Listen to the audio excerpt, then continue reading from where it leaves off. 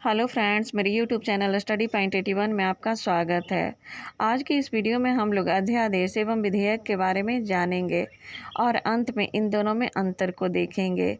Student in दोनों में अंतर को समझ नहीं पाते, अतः इस वीडियो को आप ध्यानपूर्वक अंत तक देखिएगा, अंतर समझ में आ जाएगा। सबसे पहले हम लोग अध्यादेश को देखेंगे। अध्यादेश किसे कहते हैं? अध्यादेश को इंग्लिश में ऑर्डिनेंस कहते हैं। भारतीय संसद के द्वारा नए कानूनों को बनाया जाता है, पुराने कानूनों में संशोधन किया जाता है। लेकिन जब संसद का सत्र नहीं चल रहा हो और ऐसे समय में भारत सरकार कोई ज़रूरी कानून या अनिवार्य कानून लागू करना चाहती है, तो ऐसी परिस्थिति में राष्ट्रपति को केंद्रीय मंत्रिमंडल की सिफारिश पर कानून लागू करने का अधिकार प्राप्त है।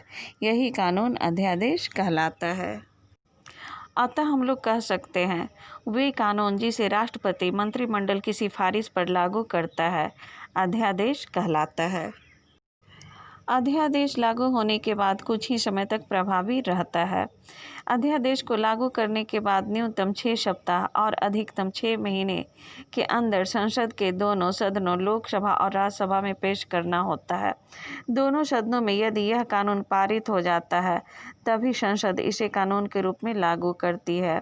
यदि यह अध्यादेश संसद के दोनों सदनों में बहुमत से पारित नहीं हो पाता है, तो यह पूर्ण रूप से निष्प्रभावित हो जाता है। अब हम लोग विधेयक की ओर चलते हैं। विधेयक किसे कहते हैं? विधेयक क्या है, इसके बारे में जान लेते हैं। विधेयक को बिल भी कहा जाता है। जब कोई प्रस्ताव या प्रपोजल या सुझाव संसद में कानून बनाने के लिए रखा जाता है, तो उसे विधेयक या बिल कहते हैं। प्रस्ताव या सुझाव को कानूनी अमला पहनाने के लिए कई रास्तों से गुजरना पड़ता है। बिल या विधेयक को लोकसभा और राज्यसभा से पास हो जाने के बाद राष्ट्रपति के पास भेजा जाता है। जब राष्ट्रपति संसद के दोनों सदनों से पास बिल पर मुहर लगा देता है, तो यह बिल कानून या एक्ट बन जाता है। इस प्रकार देश के संविधान में नए कानूनों का निर्माण करने के लिए या पुराने कानूनों में संशोधन करने के लिए संसद में जो प्रस्ताव भेजा जाता है, उसे विधेयक या बिल कहते हैं।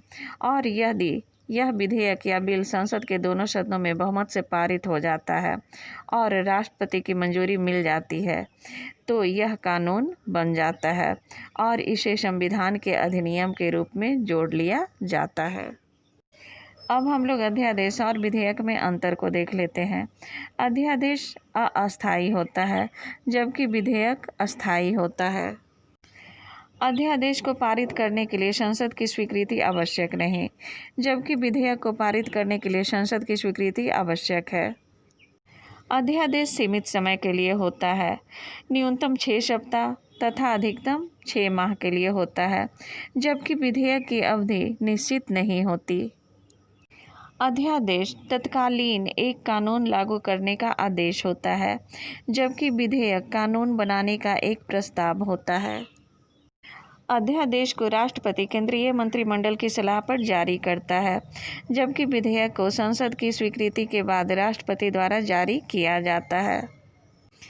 तत्कालीन परिस्थिति को नियंत्रित करने के लिए अध्यादेश जारी किया जाता है, जबकि अस्थायी कानून बनाने के लिए विधेयक पेश किया जाता है। मुझे उम्मीद है कि इस वीडियो को देखने के बाद आपको अध्यादेश और विधेयक में अंतर समझ में आ गया होगा। इसी के साथ मेरा आज का वीडियो समाप्त होता है। यदि मेरा वीडियो आपको अच्छा लगे तो लाइक, शेयर और सब्सक्राइब कीजिएगा। हम लोग फिर मिलेंगे अगले वीडियो में। तब तक के लिए नमस्कार।